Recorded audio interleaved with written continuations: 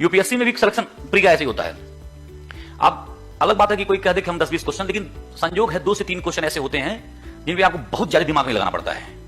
लेकिन बाकी के सारे क्वेश्चन जो यूपीएससी के होते हैं, अगर आप रुके नहीं तो फिर हाँ वो उसमें गड़बड़ है।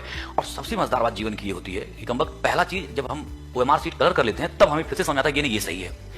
और कंफर्म तब होता है कि जब आप गेट से बाहर निकल रहे होते हैं, किसी से मिलेंगे नहीं तो और कंफर्म होगा। और जिन प्रश्नों पर कॉन्फिडेंस है कि ये तो हमारा सही होगा, उनमें से भी 2-4 जब मिल जाएंगे तो गलत हो जाता है। और जब तक आप वहां पर ओएमआर शीट तो किंकर विमुड़ वाली, मैं तो बहुत भरा हूं, किंकर विमुड़ वाली स्थिति होती है कि नहीं। अच्छा जब आप बाहर निकले तो आप लोगों से क्या कहेंगे, अरे यार मैं सोच रहा था इसी पे, लेकिन पता नहीं कैसे क्या नहीं, उसका पता रहता है। तो अब आप फंसे थे आप 2 में।